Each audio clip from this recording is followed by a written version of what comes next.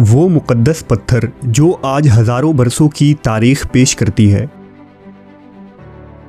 एक ऐसा जन्नती याकूत जिसे मशहूर बुत शिकन हज़रत इब्राहीम और काबे के पहले मतवल्ली हज़रत इस्माइल अलैहिस्सलाम ने अपने मुबारक हाथों से नस्ब किया। तमाम तबर्रुकात में सबसे ज़्यादा मुतबर्रिक चीज़ जिसको बेशुमार इमामों, शहीदों और करोड़ों बंदगान खुदा ने छुआ और चूमा है।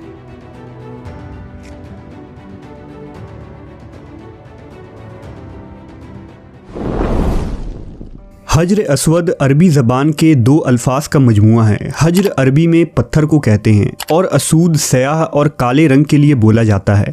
हजर अस्वद वो स्याह पत्थर है जो काबे के जुनूब मशरिकी दीवार में नस्ब है। इस वक्त ये 3 बड़े और मुख्तलिफ शक्लों के कई छोटे टुकड़ों पर मुश्तमिल है। ये टुकड़े अंदाज़न 2.5 फीट कतर के दायरे में जुड़े हुए हैं, जिनके गिर्द चांदी का गोल चक्कर बना हुआ है। जो मुसलमान भी हज या उम्रा करने जाते हैं उनके लिए लाजिम है कि तवाफ़ करते हुए हर बार हजर अस्वद को बोसा दें।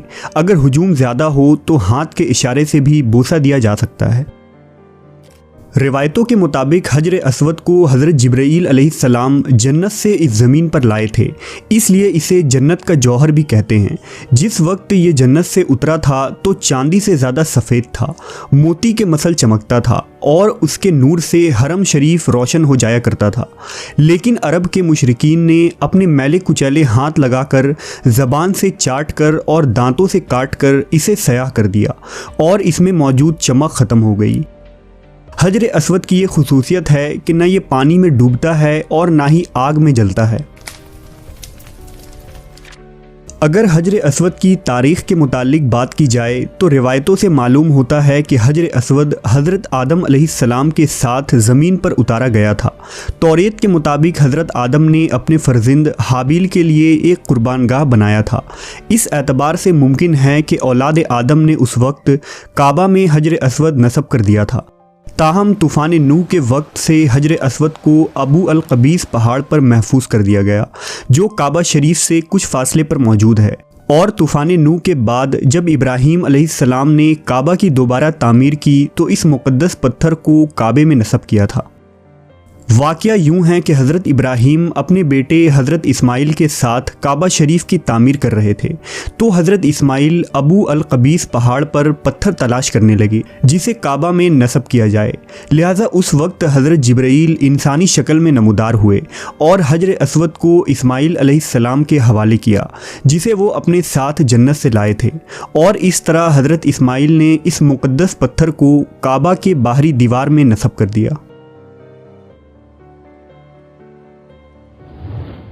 इस्माइल अलैहिस्सलाम के बाद एक लंबे अरसे तक कबीला बनी जुरहुम काबा के मतवल्ली रहे, लेकिन जब बनु बकर जो औलाद इस्माइल में से थे बनी जुरहुम को मक्के से निकाल दिया तो जुरहुम के सरदार अम्र बिन हारिस ने हजर अस्वद, काबा पर चढ़ाए गए तलाई हथियार और तमाम चीज़ें चाहे जमज़म में छुपा दिया और मिट्टी वगैरह डालकर जमज़म को ज़मीन के बराबर कर दिया ताकि हजर अस्वद और ये कीमती चीज़ें बनी इस्माइल के हाथ न लग जाए।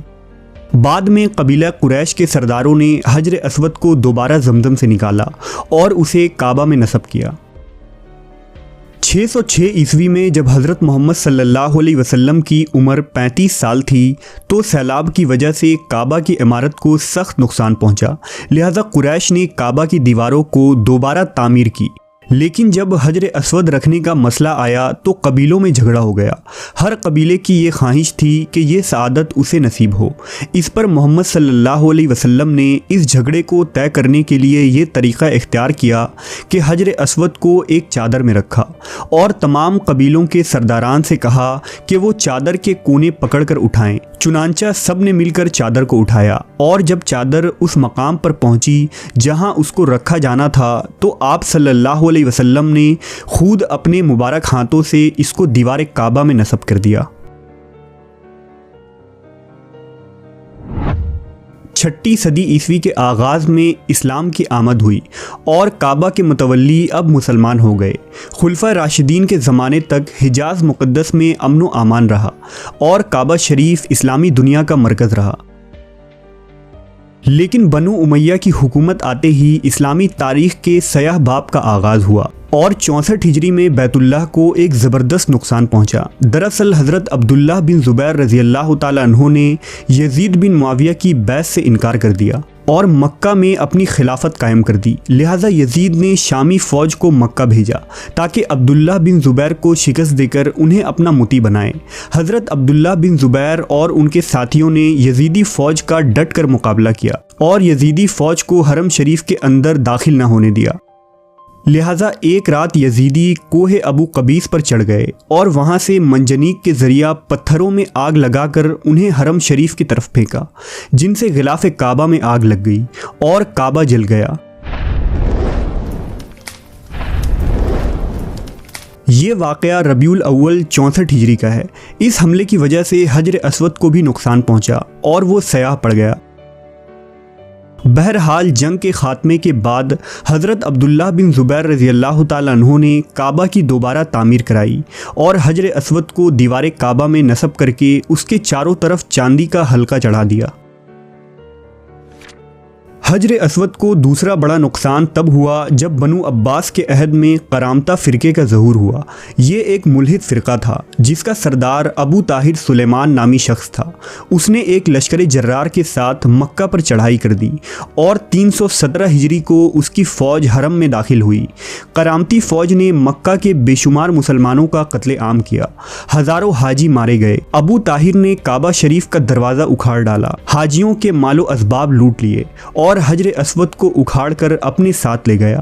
लिहाजा अगले 22 सालों तक हजर अस्वद काबा में मौजूद न था और हाजी सिर्फ उस खाली जगह पर हाथ रखकर बोसा देते थे जहां से हजर अस्वद को उखाड़ा गया था। 22 सालों बाद फातिमी खलीफा मंसूर बिन अल कायम अल महदी ने करामतियों को 50,000 दिनार देकर हजर अस्वद को वापस लिया और इसे दोबारा मक्का लाया गया। लिहाजा 339 हिजरी को हजर अस्वद फिर अपनी जगह वापस नस्ब कर दी गई। दुश्मनों और बिरोनी हमला आवरों के अलावा कुदरती आफात से भी हजर अस्वद को खासा नुकसान हुआ। लिहाजा सन 1039 हिजरी में मक्का में मौसलाधार बारिश हुई जिससे ज़बरदस्त सैलाब आ गया और सैलाब का पानी काबा के अंदर दाखिल हो गया। पानी की सख्त लहरों से काबा की 2 दीवारें गिर गईं और हजर अस्वद ने भी अपनी जगह छोड़ दी। यजीदी और करामतियों के हमलों से हजर अस्वद पहले ही कमज़ोर हो चुका था। लिहाजा इस सैलाब के धारों की वजह से हजर अस्वद टुकड़ों में बिखर गई। ये वो दौर था जब इस्लामी दुनिया की खिलाफत तुर्क उस्मानियों के हाथों में थी। लिहाजा जब इस तबाही की खबर उस्मानी सुल्तान मुराद ख़ान को पहुंची तो उन्होंने फ़ौरन मक्का की तरफ इमदाद रवाना की और काबा की दोबारा मरम्मत करवाई गई। हजर अस्वद को जो अब 13 टुकड़ों में इलाहिदा हो चुका था, उन्हें गुलाब से धोकर उनकी जगह जमाया गया और मसाले में मुश्क और सनोबर मिलाकर उसे बिठा दिया गया। अगर हजर अस्वद के मुतालिक साइंटिफिक रिसर्च के रौ से बात की जाए तो ईसाई सयाहों और आर्कियोलॉजिस्ट की राय यह है कि हजर अस्वद किसी शहाब साकिब यानी मेट्रॉइड्स का टूटा हुआ हिस्सा है। दरअसल शहाब साकिब खिला में सफ़र करने वाला पत्थर का वो ज़ख़ीम टुकड़ा होता है जो कभी कभार हमारी ज़मीन की तरफ आ जाता है और उसकी तेज़ रफ्तारी की वजह से ज़मीन पर गिरने से कबल ही उसमें आग लग जाती है। इसलिए देखने वालों को ऐसा महसूस होता है कि आसमान पर कोई तारा टूट रहा है। शहाब साकिब हज़ारों साल से हमारी इस ज़मीन पर गिरते आए हैं, जिसका जिक्र इस्लामी रिवायतों में कौम लूत यानी सुदूम और उमूरा पर गिरने वाले अजाब की शक्ल में बयान की जाती है। ये शहाब साकिब नहायत ही कीमती माना गया है जो खालिस लोहे से बना होता है। इसी तरह के गिरने वाले एक शहाब साकिब के टुकड़ों से कदीम मिस्र के फ़िरौन तूतन खामन ने अपना एक खंजर बनाया था। इसी तरह कदीम यूनानी भी एक शहाब साकिब के टुकड़े की पूजा किया करते थे। गालिबन इसी वजह से माहरीन ने यह ख्याल किया कि हजर अस्वद भी शहाब साकिब का कोई टुकड़ा होगा जो कदीम दौर में इस ज़मीन पर गिरा था और लोगों ने उसे काबा शरीफ में नस्ब कर दिया।